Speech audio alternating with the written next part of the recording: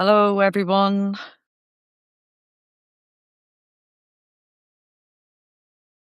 Okay, so I think I've realized what has happened. This is not like a Zoom call where everybody can speak all together. I can only bring one or two of you in to speak at a time. So, yeah, I understand now. It's a little bit different to what I expected because I expected it to be like more like a Zoom where we all joined in together. However, I don't think that needs stop anything that was planned because actually, I can bring the person in to be in the hot seat when it comes to your time to do that. So I'm going to proceed. And thank you for your patience with me. As ever, tech is not my strong point. So I'm really pleased that so many of you have come back for the third time. William, you missed the drama, I think, on the other two. So, yeah, welcome. And I'll just take a moment to settle. And you too take a moment to settle in. This is new for me, a new experiment. I'm going all in on Substack, as lots of you know, and looking forward to finding out more about how it works. There's lots of things about it that are really good, and some things that I'm finding a little unusual or unexpected, and this today is part of that. So, yeah, the idea today is that we take an hour or so out of our busy schedules, busy lives, busy times, busy work, busy. I don't know how the festivities went for you. They were very busy on my side. I had 9 for Christmas lunch and all that led into that. My daughter was in hospital and one or two other dramas, which were more delightful and more exciting than that. She's fine, by the way. So, yeah, it isn't really possible to be fully creative when we are in flurry worry mind. We can embrace flurry worry mind with our creative mind if we have practices that allow us to do that. And one of the practices that we will be using here during these sessions is free writing. Now, those of you who are used to the old Go Creative workshops will be very familiar with free writing. For those of you who are not part of that, who haven't done free writing with me before, I'll just give a very brief introduction and then we'll try some because that's the quickest way to settle, I find, settle myself into creative mode, and a very useful tool also, which I'll be using again and again during these salons. The idea of the salon is that we come together, and but it's also that we come together with ourselves, so that we are full of different aspects and parts, and who are all wanting different things, going about life in different ways, meeting events and experiences and problems and dilemmas and good things and bad things with different perspectives and different viewpoints, different ways of seeing and processing the information within the brain and therefore within the body. And so the creative mind, if you like, is a particular way of being. It's a state that we come into, and we can get better and better at knowing how to land ourselves in that state as we practice it. So there are 3 practices which I use myself: one for mind, one for body, one for spirit, and free writing is the mind one. So what is it? Free writing is writing fast. Uh, that's sort of self-explanatory. It's handwriting, pen to paper. So if you don't have pen and paper, now's the time to go and fetch some. And hopefully you do, and you have some close by if you have to fetch. And it's the handwriting bit seems important, though if you would rather not write with your hand and rather not use pen to paper, first thing I would say is to ask why. Second thing I would say is there is something primal about handwriting.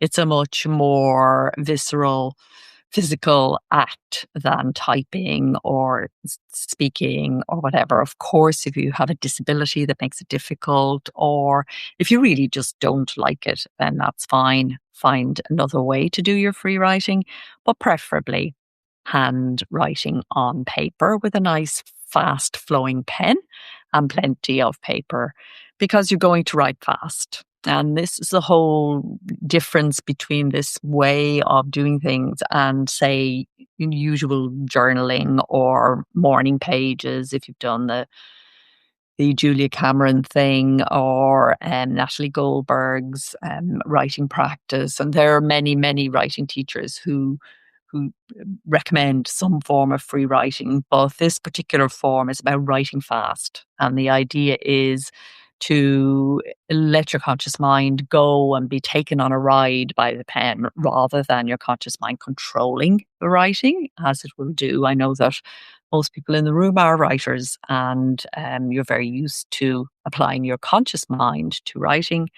But yeah, so, in this case with free writing, it's you write fast for that reason. The second part of it, FREE, or is for raw. And so the idea here is because you're writing fast, it's going to be messy, and that's absolutely fine. Don't worry about spelling, punctuation, any of those things, and allow it to be raw in terms of the subject matter. If you find something rising that your conscious mind would normally jump in to give instructions or say what's what or tell it what to do, then don't. Just take it easy and let whatever is there arrive and place itself on the page, and just that. Just allow it to be. You don't have to look at it, you don't have to judge it, you don't have to comment on it unless you find that spontaneously rising. And EE is exact but easy. So letting yourself be true to your own experience, exactly who you are, not trying to be a better you, which very often at this time of the year, we're inclined to try and make ourselves better, will ourselves better, push ourselves to be better, resolve to be better. That's not what this is about. It's the absolute opposite. It's about letting go. And the last E is the most important one, easy. This should be an easy practice. So because you guys can't speak to me, the text chat is going to become very important here. If you have any questions about anything that's coming up for you as I'm speaking about free writing, sorry, I was just looking at Cynthia's chat there. If you've any question about free writing, if you've any question about anything that we're doing or anything I'm discussing as we go forward, you won't be able to speak, but do pop it into the chat and I will address it. And I will, in a little while, be opening up the hot seat and inviting anyone who wants to actually speak verbally to do so as well. So, so let's do a little, just a few minutes, 3 or 4 minutes free writing just to settle ourselves in. And what I'd like you, the theme of today is about starting up or starting over in 2026. So that's the first question I want to ask you to take into your free writing. First of all, are you starting up something new? Or are you starting over? In other words, taking your 2026 approach to something that you've been doing for a while. That's the first decision to make. So just write down at the top of your page, either starting up or starting over. And then I would like you to just take a moment to think about what starting over means or what starting up means to you at this time. So before we start the 3 minutes free writing in which I'll just, you'll just let loose, just a sentence or two. What does this mean to me at this time? Why am I starting up this particular thing? Why am I starting over in this particular way? So if you're starting over, it's 2026. Every day is a new day, and this is the new year. How are you going to start over in a new way? What would you like to bring into 2026 that hasn't been there in 2025 and before? So just a moment or two to think about that little aspect of it first.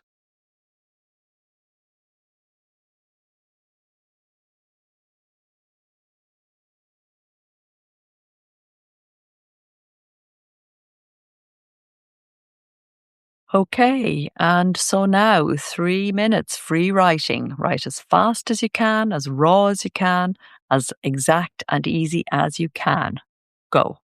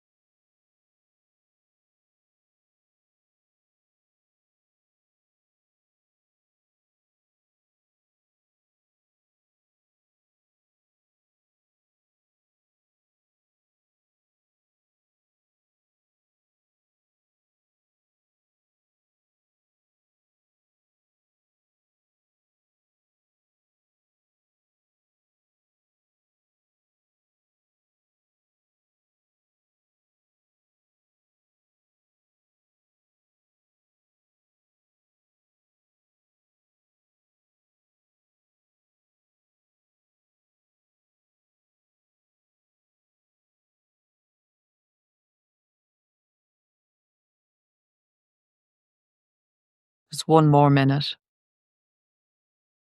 Write as fast as you can.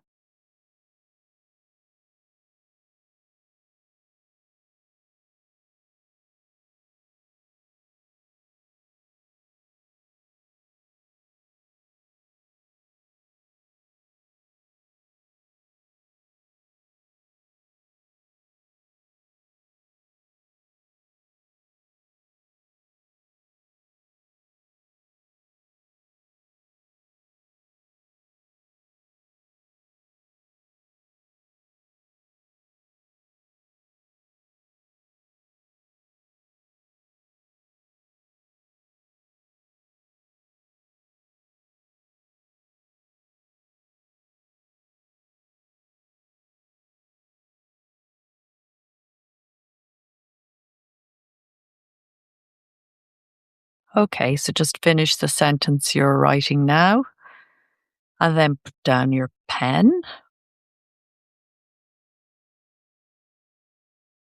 Great. So, can I have a volunteer to come into the hot seat? You just drop in the chat that you would like to do this. My first time to do it. It'll probably go wrong, but let's give it a go and let's see how we get along. Is there any brave soul who would like to share either what you just wrote about in our little warm up or something else quite different? The hot seat is essentially an opportunity for one person to speak. Um, quite deeply, I think, about where they are and what's going on for them and why they're here. Anything they would like to talk about. It might be challenge, might be sharing something to celebrate. It can be literally anything. But we're talking here always from a creative perspective. And all that means is that we're consciously trying to bring something about that doesn't exist at the moment in the world. So, yeah, Elizabeth Ann is happy to go. So I'm going to invite you and see how I do that. E. A. Carter being typed in now. Yes, you popped in. I'm going to send you an invitation. I think you accept it, and then you come. I hope.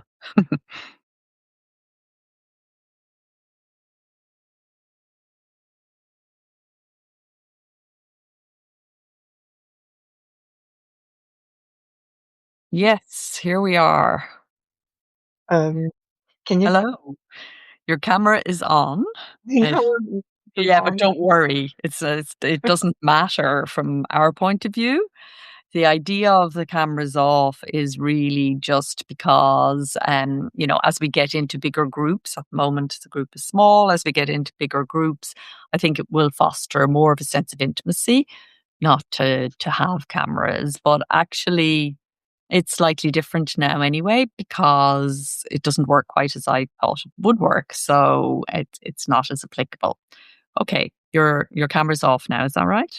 Yes. Yes. Yeah. So just so others know, when you invited me, it basically forced me to pick a camera just to enter the back Ah, into the live stream. So um then if you just go at the bottom, you can choose the option to turn your camera off. So at least okay. in the web. So um oh, you got to see my cat. So Got to see anyway. your beautiful cat. All good. So it's really lovely to have you here, and a big welcome, and to have you here in Substack, to have you here in the subscriber base, and to have you here in the hot seat. So yeah, you mentioned actually when you joined that this these salons are coming at a good time for you, that you're in the middle of transition of some kind. Do you want to talk about that, or do you want to talk about something else? I certainly can. First of all, it's just so awesome to be back in contact with you. And I know it's been a long time, but I went through some really, really hard times.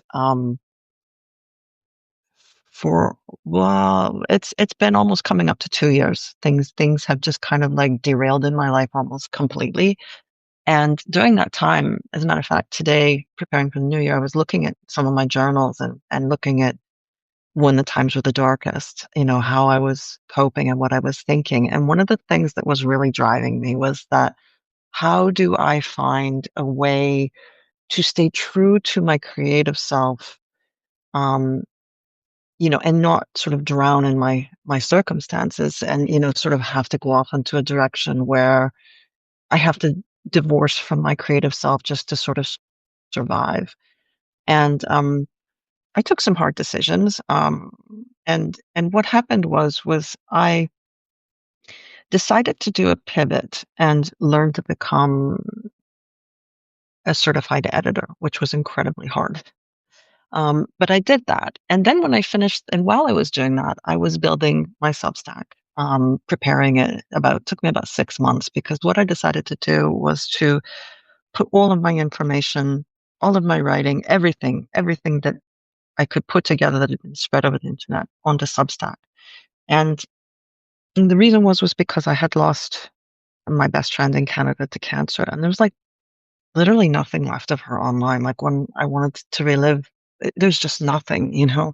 And I thought, wow, we're so transient. It goes like that and then nothing. And I thought, I'm going to do this. I'm going to make this thing. And even if nobody looks at it, it's giving me purpose and meaning. And the more I did it, the more I put the Substack together, the more I thought, this is really validating. This is a really amazing thing that's happening because I'm starting to be motivated by my own tasks to do more. And the more I did, the more I thought about the Substack, the more I found new creative ideas to explore what more I could do with it to actually fulfill that goal that I had, which was to stay creative and, not have to divorce from my creativity. So what I decided to do was start a podcast, and I'm preparing to let that go out in February. And people are responding to it really positively because it's actually called Creative, actually. And it's all about being creative, but maybe you're an editor or you're an artist or you're, um, a copy editor even, but these are people who are very not giving up their creativity no matter what, and about their journeys and about their lives and what drives them to be creative. And while I was doing all of this, I started to think about our why and why do we write the stories that we write, which led me down a rabbit hole of introspection and exploration. And like suddenly, just because of Substack, really, so many doors have opened for me. And I don't really know where this year is going to go, but you know how you get that feeling inside yourself like, I'm finally on the right track. I finally figured out who I am and what I'm meant to be doing with my creativity. I mean, I'm not gonna lie. I like have Georgian silver. I've sold it, to just, make ends meet and stuff. And, fortunately, I don't have to pay where I live because I'm with my partner and he owns the house and stuff. But I don't want him to support me entirely. So like I'm just sort of liquidating things here and there that I don't need to sort of, almost like be my own investor in my creative future. So that's Wonderful. basically where I'm at. And I'm feeling a little emotional saying all this out loud, like, but I'm glad I shared it. And I'm really thankful for the chance to say this. Thank you. Well, thank you. Thank you for the generous sharing. And so, we like to break things into quarter. When I talk about we, there are a few people here in the room who have been doing workshops with me for a very long time. And one of the things we do that hasn't changed, so lots has come and gone in flux and the inevitable change of creativity over the years. But one of the things that hasn't changed is this idea of breaking the year down into quarters because a year is a bit undigestible, and a month can be a bit too tight for anything to happen. But a quarter, 12 weeks or so, is a good time to settle into and to get an achievable sort of something done. So, if I was to say to you, what would you like to to see in place? From first of all, from a maker perspective, what would you like to have created by April of 2026? So in this first 3 months, where would you like to be? Would it pertain to your podcast? Would it be something else? Just to create a creative intention for yourself that's quite specific around the first 3 months. A good question. Well, I'm already, I already have people scheduled and lined up for the podcast conversations. So that will actually start in February. So I'm pretty sure that I will have that up and running and stable in April. But the other one that I'm a little bit more wobbly on and I would like to reinforce is this book, this literary fiction that is just really challenging me. I actually put up a post today about why it's challenging me so much, and I'm just going to push through and get it done this year. Um, but that one by April, I would really like to have it. I have about 30,000 words written, so I would really like to have another, 30,000 words written by then. That would be awesome. That's very concrete. So we'll check in April. Okie dokie. Is there anything else you'd like to say before somebody else takes the hot seat? No, no, nothing. Thank you for giving me this chance to talk. I really appreciate it. So I just need to know, how do I get out? Oh, do I just Yes, click I need to leave? know that too. I see an X here, and I'm afraid to press it in case Okay. it I'll finishes. click the leave button, and if it kicks me out of the whole call, I'll just come back. Okay. Okay. Okay. So Victoria, you'd like a go. Let's find you.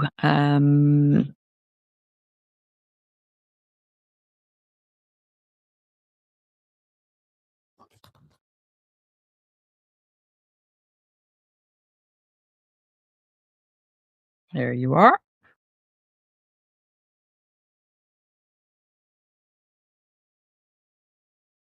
So while we're waiting for Victoria to join, please take a moment to think about the quarter.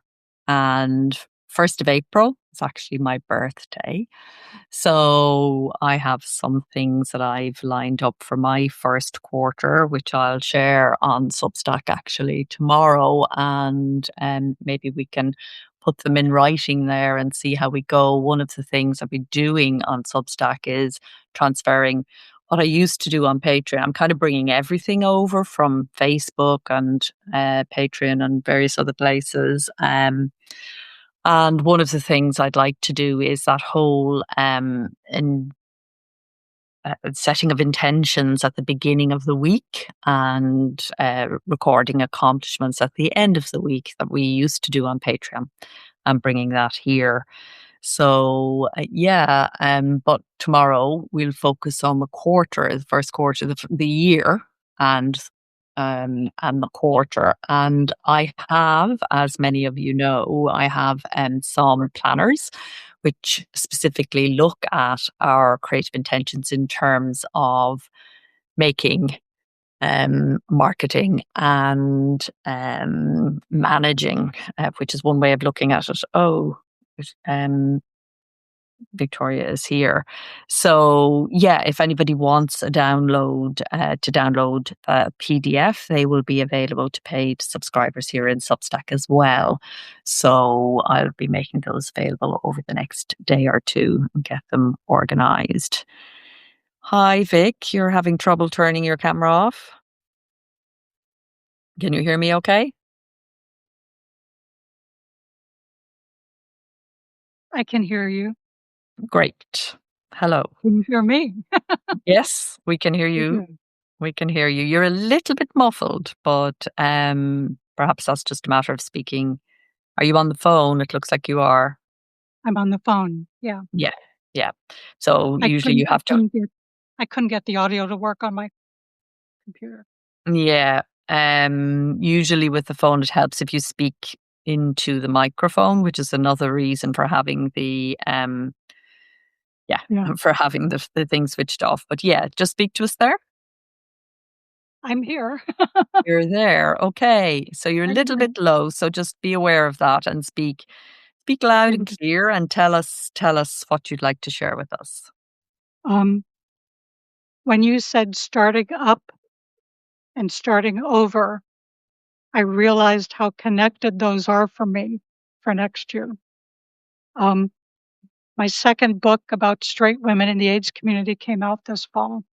Um, the launch was not great because I had some issues with I wear hearing aids and they stopped working and I had to cancel a lot of events. And I was able to reschedule, but not, I lost a lot of momentum. Anyway, the book has been very well received in its target market. Um, but I've been for probably half the year kicking around ideas about repurposing content because I have dozens of interviews on tape. I have crates and crates of research. What am I going to do with this? It shouldn't just sit around. So for next year, I'm doing two things.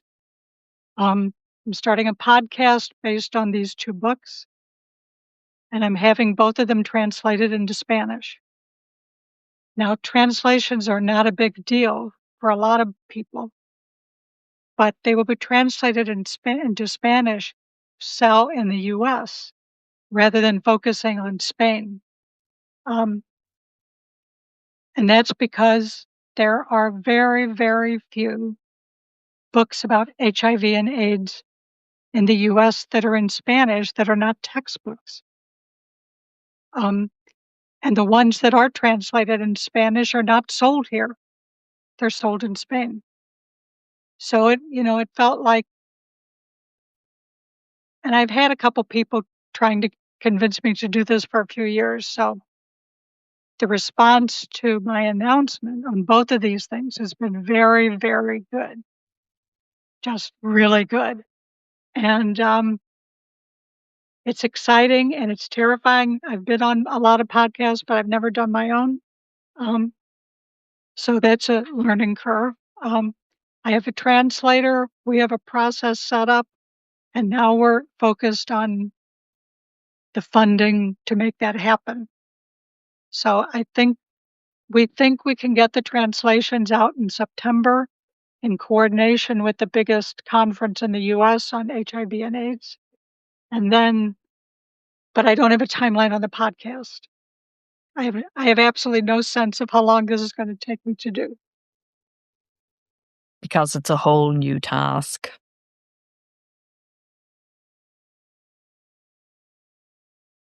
And something you haven't done before, I presume. Right. You're breaking up there a little bit, Victoria. Are you still hearing me okay? Yes. Yeah.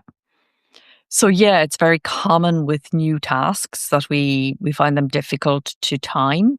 And obviously research and stuff has to be built in. So if we take the 7 stages of the creative process and you think of yourself as being at the beginning, then stage 1 is over. You've formed your creative intention. You know what you want to do. And so you'll be moving into now the phases of research, investigation, and also incubation, just mulling over and letting your back brain, letting your creative brain circle around the podcast and what the title is going to be. And you've a clear idea of your audience. I presume it's the same audience as the audience for your books, right? Right. Yeah. So that makes the audience. There are some podcasts already in this community. There is only one that focuses on women, and it's not very active. Great. So that's marvelous. And you, of course, have your books and all your authority built up over a long time in this particular niche. So really, it's a matter of deciding on your title and starting, to invite people. And one thing I might say, I don't know if this would be useful at all, and you may have decided how you want to do this. I presume you'll be doing an interview style podcast. But one of the things that jumped out to me in relation to your consideration of repurposing is that not every podcast episode needs to be the same. And you could use some of your research and some of your older material, by creating audio around them. So that will be one other way to repurpose in addition to some of the ideas you already have, perhaps. Okay. Great. And from a creative, I'm excited and terrified in equal amounts. Perfect. I was just going to say, you mentioned that already, and I was just going to say, I was literally, took the words out of my mouth, I was literally about to say, excited and terrified in equal amounts shows that you're smack in the creative zone. You're throwing it out. Yeah. So, yeah, we look forward to hearing how the adventure goes through 2026. Thanks for sharing with us. Thanks, Orna. I'm going to try pressing this X and see what happens. I think it should let you out. Okay. Yes. Hopefully it didn't knock you out of the actual room completely. I don't think so. I think that's what I was supposed to do. Okay, so returning to free writing now for each of us. I would like to ask you to consider 2026 under three headings. The heading of maker, that's the person who is going to, do that creative stretching, going to bring the thing into the world. And then there is the manager. The manager supports the maker and it provides the time, the space, the tools, the techniques, the team, everything that is needed in order for this thing to be made. And then there is the marketeer. And that could be in a literal sense of taking a product that you're going to make and manage and bring it to market. Or it could be a more general sort of idea of how we market ourselves in the world, our social sense. So if we make something new, whether it's money or anything, family related, something, a new friendship or whatever, how are we going to actually take that out into the world beyond the making of it in and of itself? So, if you would just take a moment to think about, first of all, this coming year in terms of maker, manager, and marketeer. So, just write those three headings down. Maker, first of all. What's your maker going to concentrate on? What is the top number one thing that your maker will concentrate on in 2026?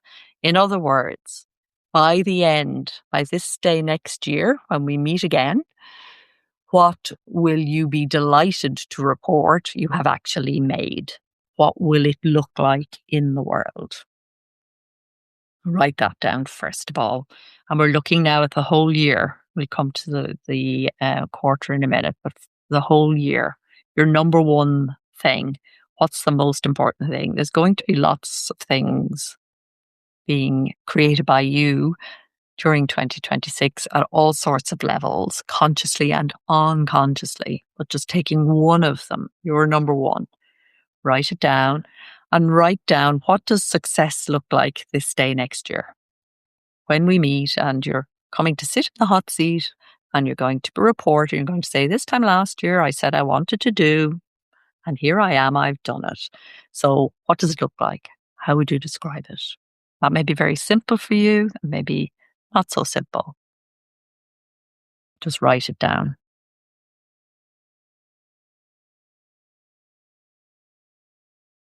And once you're clear on that, your number one thing for 2026, now write down what do you need to support you in order to make it. So whenever we want to consciously create something, no matter what it is, we're actually asking ourselves to make a change to ourselves in some way, change our habits, change our mindset, change our approach, change our daily routine, change how we deal with our family. It brings a whole load of things with it. It's never just the thing itself. Nothing we do operates in isolation. It always has an impact. In order for this to happen and for you to be able to say in a year's time that it has happened, what do you need? What does your manager need? What resources need to be harnessed to give you the best chance to make this happen? This is the one I'd like to concentrate on, because this is the one that people overlook. We know what we want often, but we don't take enough time to think about the resources we need to make it happen. And then we beat up on ourselves when it doesn't happen. But we haven't given ourselves the support we need. And one of the reasons why we want to create in the first place is to call those resources forth. We may not realize that may be an unconscious motivation for us. But no matter what else is going on, that's there also. So manager is a really important part of the whole creative mix and often gets a bad rap. We love the maker. Maker is the sexy one who's doing the thing, making it happen, it seems. But actually, manager is there in the back room and bringing the time, the money, the resources, the people, the talks. Sometimes we really need to communicate clearly and fairly to the people around us what we need in order to make something happen, instead of blaming them and resenting them for not supporting us when they don't really know what we need from them. I'm just throwing out some things that very commonly happen. They may or may not be relevant for you. But now let's just take 5 minutes to write about the resources that manager will bring to support maker in the making of this number one top thing that you want to make in 2026. Write fast, write raw, write exact, write easy, go.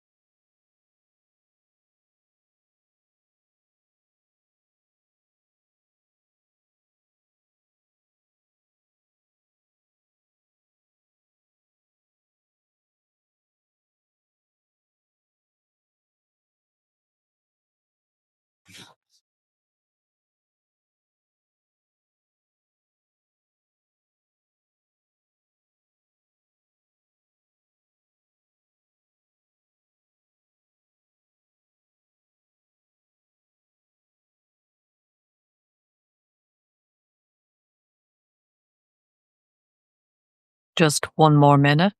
Write as fast as you can.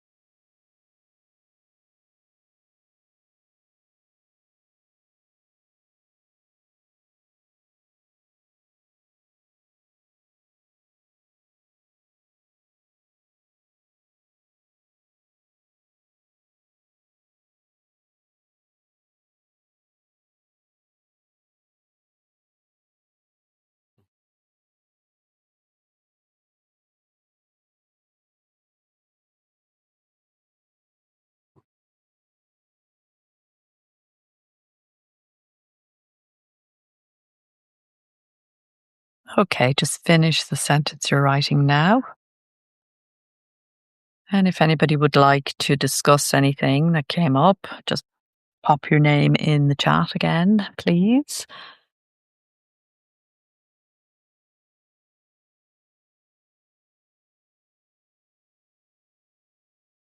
Okay, so that's manager, resources, time, money, people, team, techniques, whatever you may need to make it happen. And giving some attention to that, giving some time to that. Maker is always in a hurry. Manager knows that time has to be paced and parsed. And time spent doing one thing is time not spent doing another. And rushing into making when we haven't done enough preparation. Preparation is manager's job. And if we give manager plenty of time to do the prep that is necessary to do, then we can actually find that the making progresses far more fluently and just easily and more enjoyably than if we rush in to making. And then the third part of the triangle, if you like, of creative production is this whole idea of marketing, taking it out into the world and showing other people what we have done. So with a book, it's very obvious that marketing and marketeering is very much around the act of publishing, but also it can be part of the act of writing. Say, for example, if we're sharing our drafts on Substack or somewhere else, or whatever. Just that idea that maker needs a lot of privacy and a lot of time and space to go deep. When I say a lot of time, I mean it needs creative time. It needs the mind to be in the right framing, the right state in order to go deep.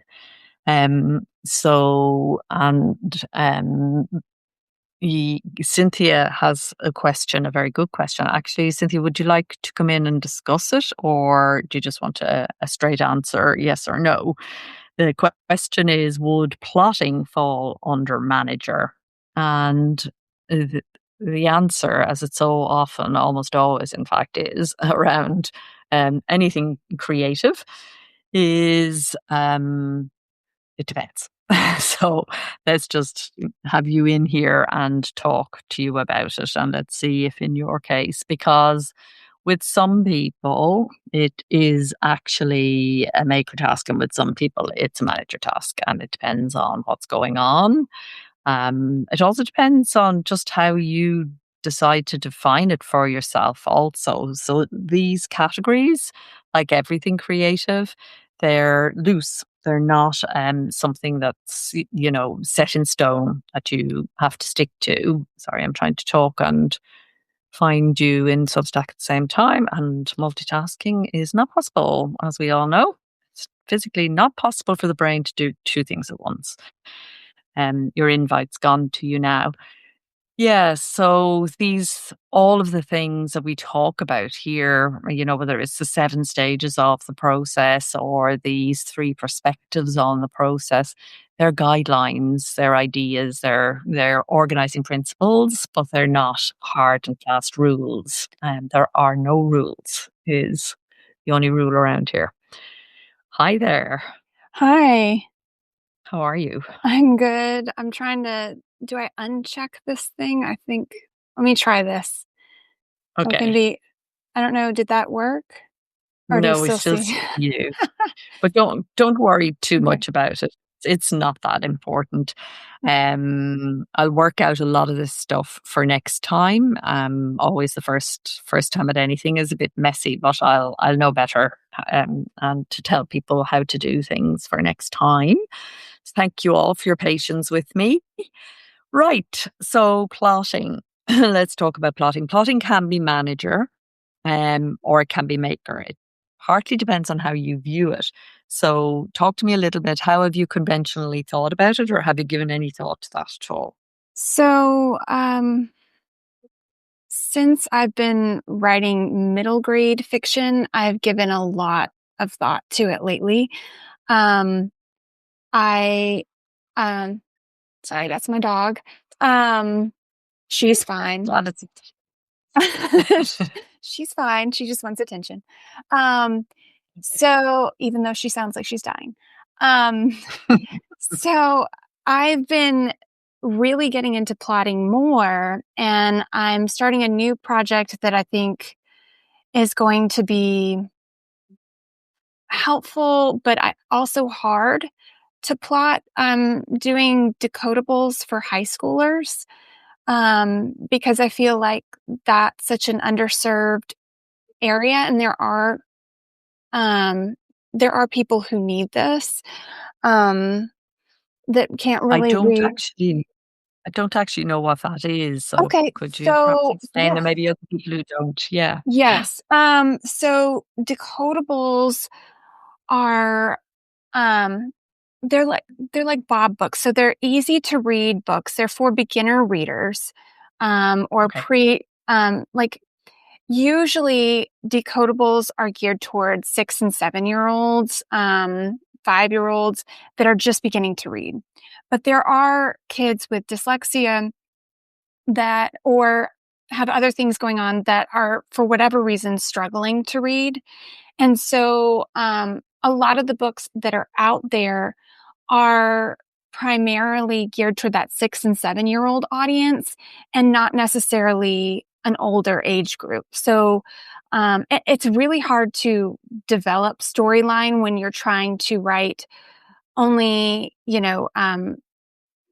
one syllable, very short, easy to read words, and incorporate sight words that at various stages. And so what I'm doing is I teach kids with dyslexia to improve their reading and writing skills. And so I have a curriculum that I follow. And so my idea is I'm going to utilize that curriculum, that cumulative, like we're starting with basics and we're building on that, to help them progress in their reading in something that's very affordable and easy to obtain. Because, I mean, it's expensive to hire a tutor. It's expensive to buy some of these programs that are out there. And so I just want to add to that market Marvelous. and yeah.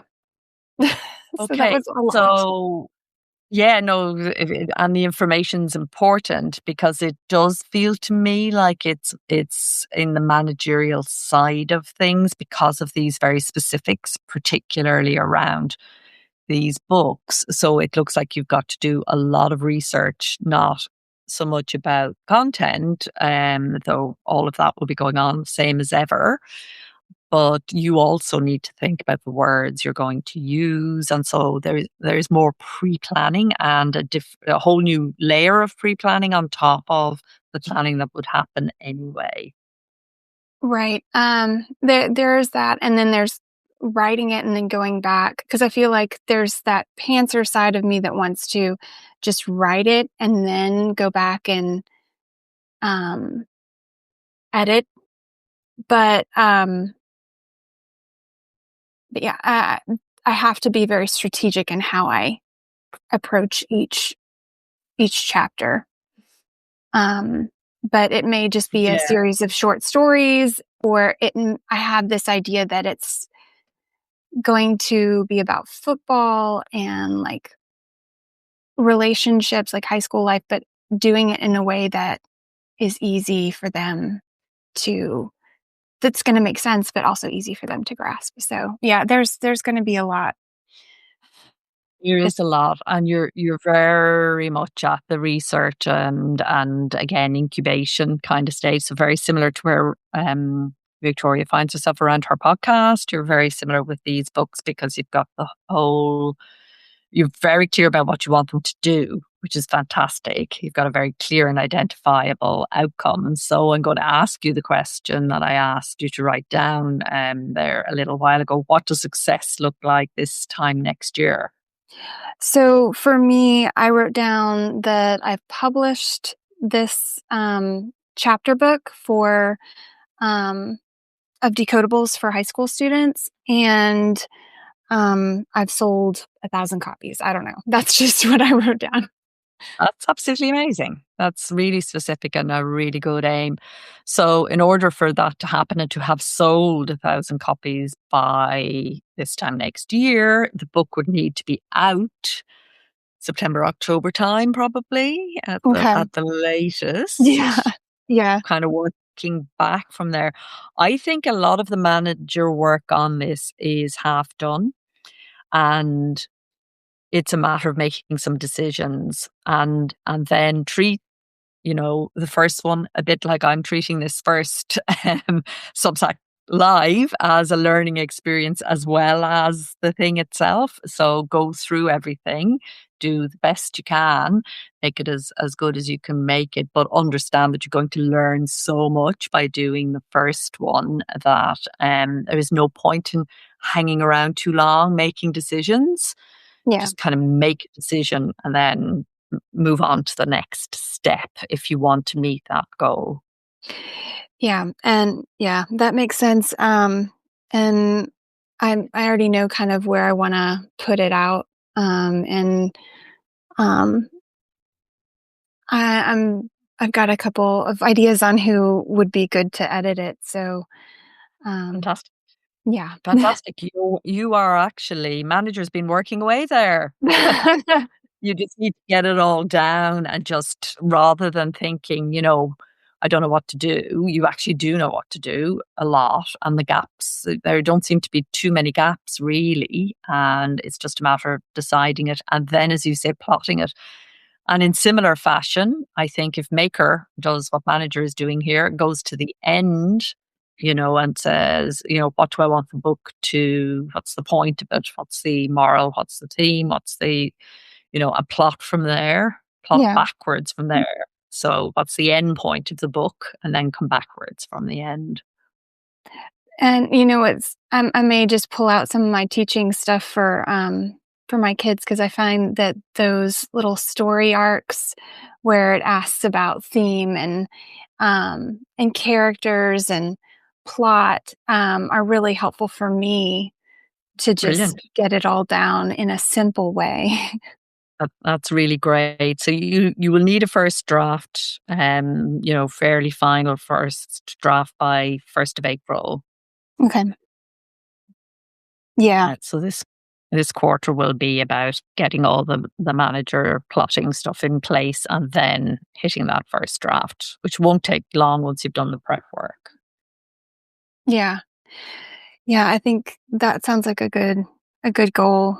And it's fairly easy to just write it. It's just, getting all those things together. All the extra layers. Yes. Exciting. Yeah. Good luck with it. Any other question before we depart? No, I think that's it. I've got a full plate of things that I'm working on. As ever. I wrote down 4, but only 2 I'm actually making. Most of the other 2 are closer to the finish line. So that's great. That's great. So you're coasting along. Great. That's great to see. All right. Thank you. Okay, thank you too. All right, so that is the last visit to the hot seat for this time. What I would like to do is if anybody has any questions that they'd like to pop in the chat, please feel free to do that. We're going to be wrapping up now. We are, almost out of time. So if there's anything that's on your mind or that came up from the free writing, please do feel free to pop it into the chat.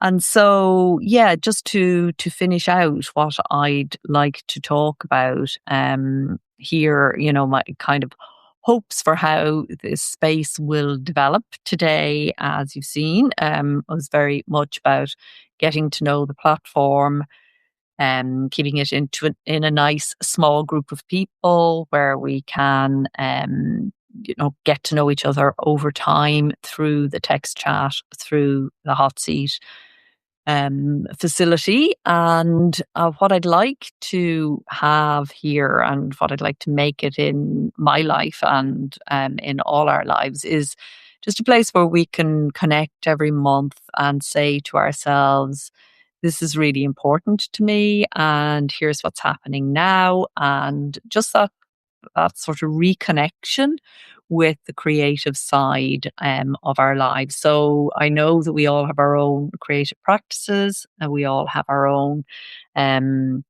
ways of doing things. We all have our own needs as creatives, but just taking the time out to listen deeply to what is happening for others, I think, and comment on that if it feels appropriate.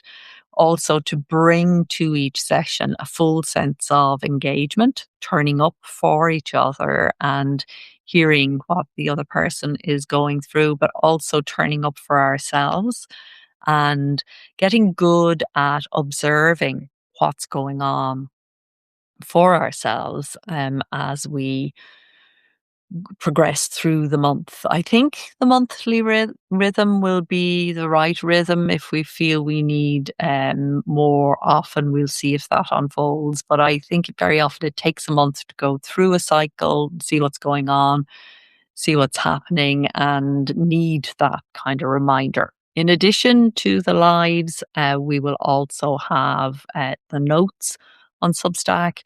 So one of the things I like about Substack is the way it gives the full package. And so we use the notes to set intentions. I will do an intentions post each Monday, starting next Monday, and round up of accomplishments, things that we actually did manage to do during the week, and comparing the accomplishments with the intentions on the Friday or Saturday morning of the weekend. So that's the plan. If there's anything that any of you would like me to do, would like me to focus on, would like me to bring to these, I'm really super open to hearing that. If there's anything you feel will be particularly useful, anything you've seen in other groups that has worked really well, I'm really open to doing anything that I'm, qualified and that fits into the mix that is already planned.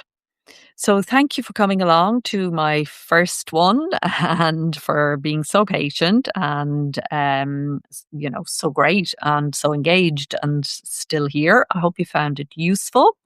And yeah, I look forward to meeting again. We will probably meet on the first Thursday of the month in general, and usually about 5 p.m. UTC. That's GMT, 5 hours ahead of US Eastern Time. So hopefully that time will suit you. But if you don't make the live, paid subscribers have access to the full archive of posts on Substack, including the audio replays. So they'll be there for you if you can't make the session live. So thank you all again, and I hope you have a very creative month, a very creative quarter, and a super creative 2026. Happy New Year. Take care.